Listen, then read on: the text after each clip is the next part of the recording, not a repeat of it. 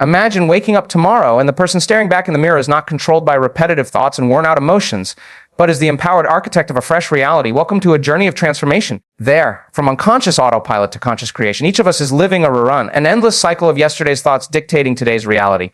But what if you could interrupt that pattern? Right now, with intention, you can override the mental software written by past conditioning and activate a new version of yourself. Here's what's happening inside you. Your brain and body have been locked into predictable loops, neural networks firing the same way. They're emotionally responding the same way day after day. Neuroplasticity proves this cycle can be broken.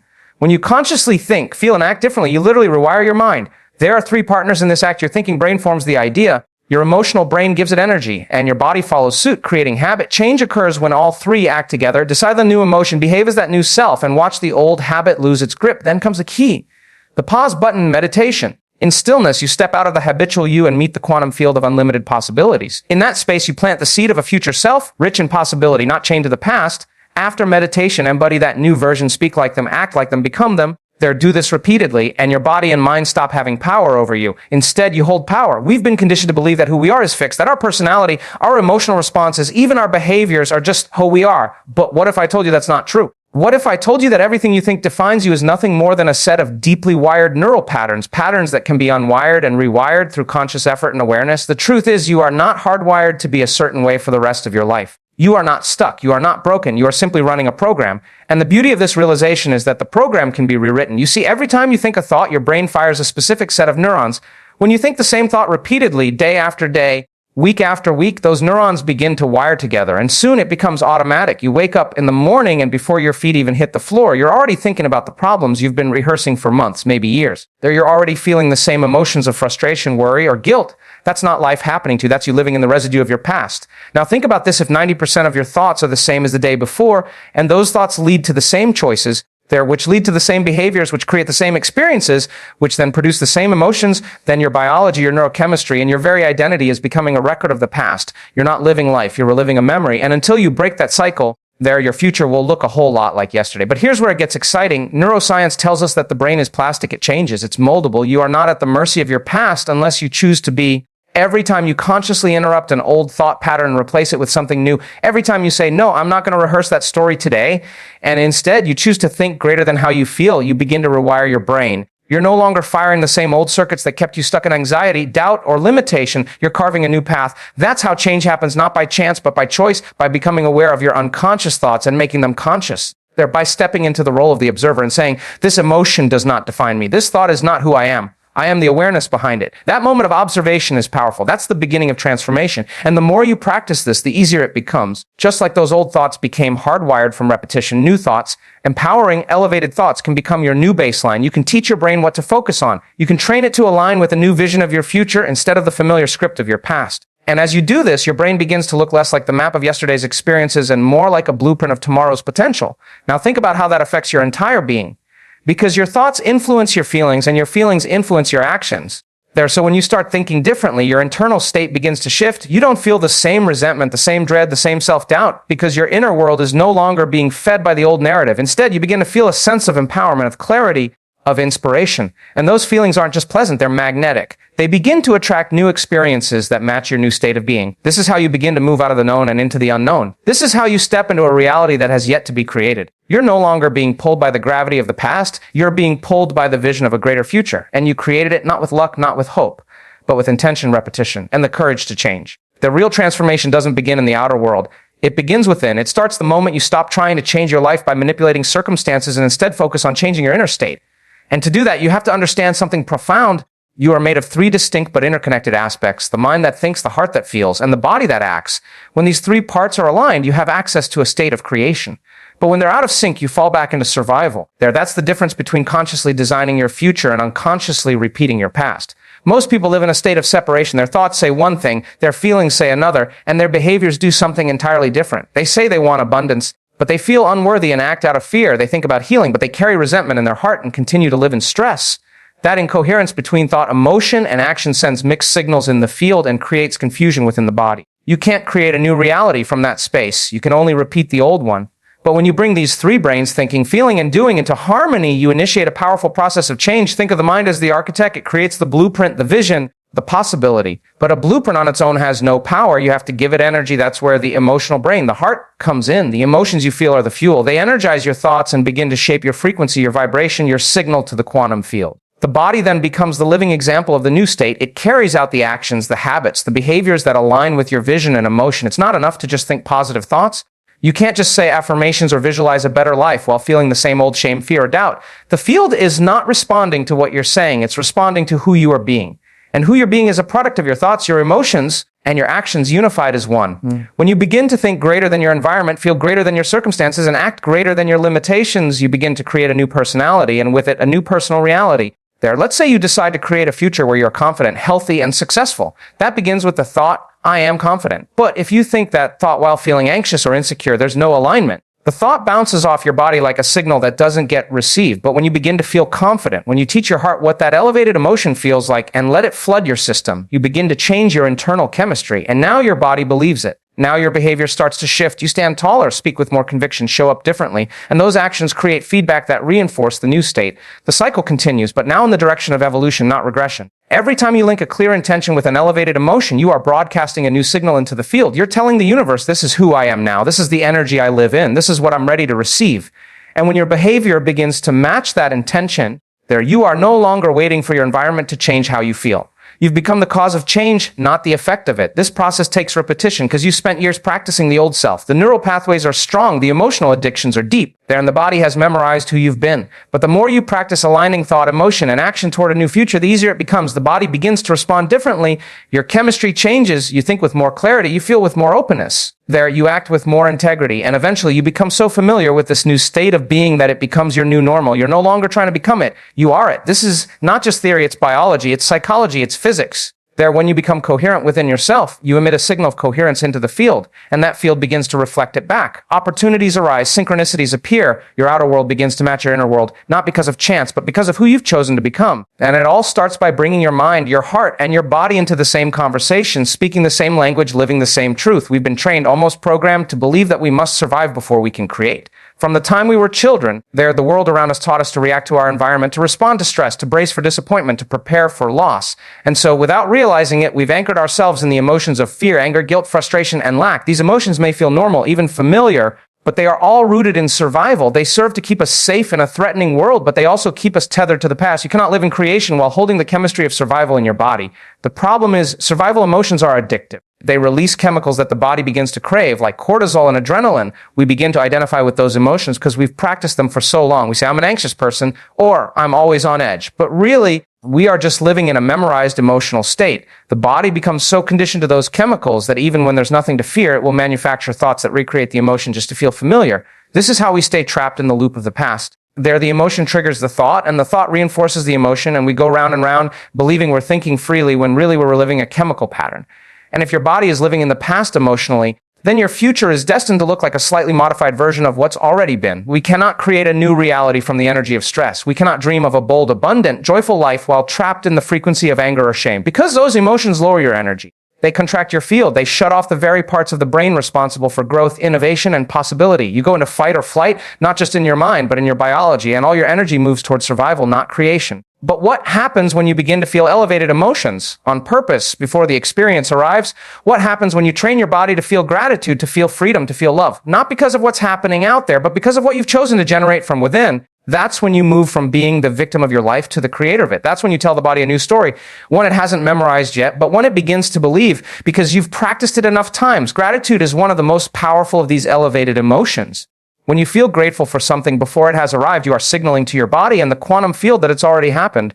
And the body, which only knows the present moment, begins to respond. It starts firing new neural networks, begins releasing new chemicals, and aligns with the future you've imagined. You are no longer asking for the healing, the opportunity, the abundance. You are receiving it energetically ahead of time. And when you do that often enough, the universe begins to respond in ways that defy logic. Love, too, is a creative force. Not just romantic love, but unconditional, expansive love. When you open your heart, when you let go of fear and protection and choose to feel connected to life, you expand your electromagnetic field. You become a magnet. You begin to attract experiences and people that resonate with your elevated state. You are no longer searching for fulfillment outside of you because you have become fulfilled within. And in that fullness, the outside world naturally mirrors the inside one. This is not some abstract concept. It is measurable, it is biological, and it is entirely within your control. The challenge is to consistently move out of the familiar comfort of survival emotions and into the unfamiliar but liberating realm of elevated states. At first, it feels foreign. Your body resists. It wants to go back to what it knows. But each time you choose joy over judgment, presence over worry, love over fear, you weaken the emotional ties to the past and strengthen your connection to the future. Eventually, it becomes second nature. You begin to wake up excited, not anxious. You begin to speak with conviction, not doubt. You begin to act from a place of inner abundance, not external lack. And from that space, you are no longer reacting. You are creating. You are no longer at the mercy of your environment. You are signaling to it. You are living as your future self there now. And the body, the brain, and the field all begin to reflect that new identity back to you in extraordinary ways. There comes a moment in every person's journey when they realize they're doing more, trying harder, pushing through, or manipulating their outer environment is no longer enough. It's the moment they begin to ask deeper questions. Who am I without my past? What would it feel like to truly let go of everything that no longer serves me? What would happen if I stopped reacting and started creating? That moment, that quiet, reflective opening is the door to transformation. And the most powerful way to walk through that door is to step into stillness, to sit with yourself long enough to meet the part of you that's been buried beneath years of conditioning, emotional baggage, and unconscious programming. This is why meditation is not just a spiritual practice,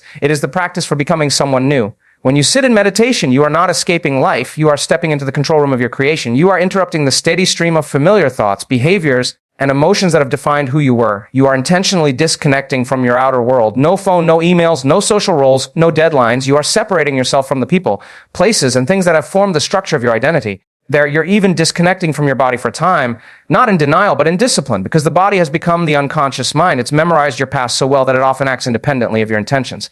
And now in meditation, you are saying, I no longer want to live as the unconscious version of myself. I want to create something new. The first few minutes are the hardest. The body fidgets, the mind races, the emotions rise to the surface. This is withdrawal. There you are pulling your attention back from the external world and bringing it home to the inner world. Your body, conditioned by years of familiar emotions, will resist. It will tell you it's bored. It will beg you to get up and check something, fix something, eat something, be something. But if you can sit through the noise, if you can remain still, conscious and present, you begin to move beyond the body, and that is the first step to freedom. You see, most people wake up every day and immediately reaffirm their past. They think about their problems. They recall who they are based on their history. And by the time they've finished brushing their teeth, they're already anchored in the emotional signature of yesterday. That's how the habit of being yourself gets reinforced every single morning. But when you start your day in meditation, you are breaking that habit. You are interrupting the signal. You are saying to your mind and body today, I'm not going to begin from the past. I'm going to create from the field of infinite possibility. I'm going to think and feel in alignment with the future I want to live in. There, as you move deeper into the practice, something extraordinary happens. The analytical mind begins to quiet. The noise of the outer world fades. The past and future lose their grip. You find yourself in the present moment, and the present moment is the only place where true change happens. In that space of now, you are no longer the name, the gender, the profession, the roles you play. You are pure awareness. You are consciousness without identity. And it is from this space that you can begin to program a new destiny when you're fully present. There, you begin to connect with the quantum field, the invisible intelligence that governs all of life. This field doesn't respond to what you want. It doesn't respond to what you hope for. It responds to who you are being. And so in meditation, you begin to create a coherent signal to the field, not a chaotic signal based on mixed emotions and unclear intentions, but a clear, elevated frequency that says, this is who I am now. You start to think the thoughts of your future self. You begin to feel the emotions of that new reality, gratitude, joy, inspiration, wholeness. You embody those feelings so deeply that your body begins to believe the future is happening now. The body, as the unconscious mind, there doesn't know the difference between a real experience and one that's vividly imagined. So when you repeatedly rehearse the emotions and thoughts of your future self, your body begins to live in that reality. It starts producing new hormones, activating new neural networks there, and shifting your energy into alignment with the person you're becoming.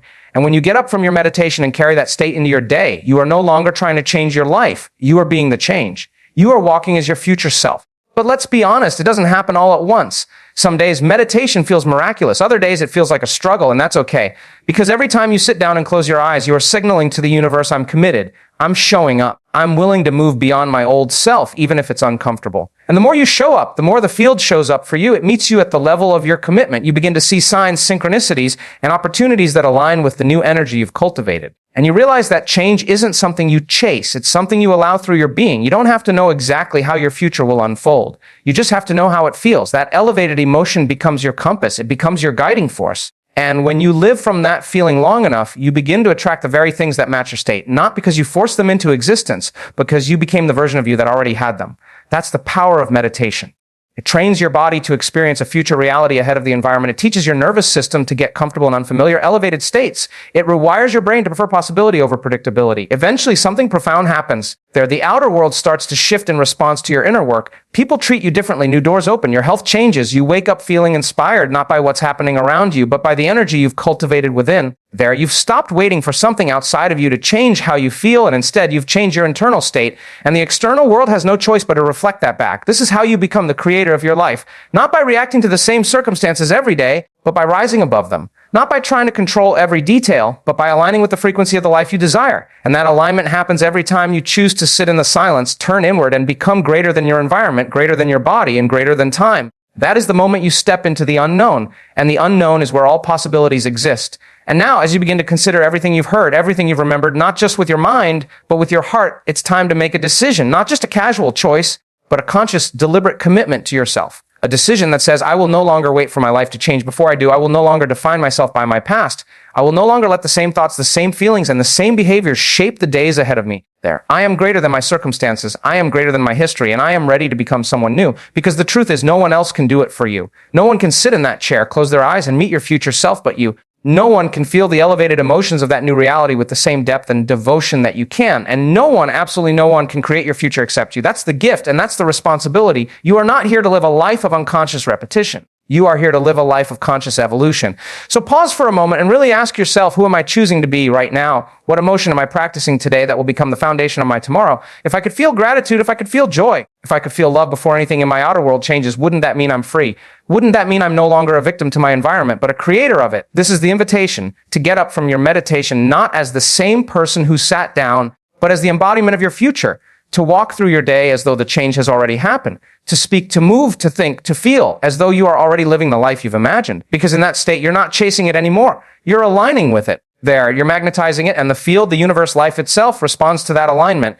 You were never meant to stay the same. The brain was designed to change. The body was designed to heal. The soul was designed to expand.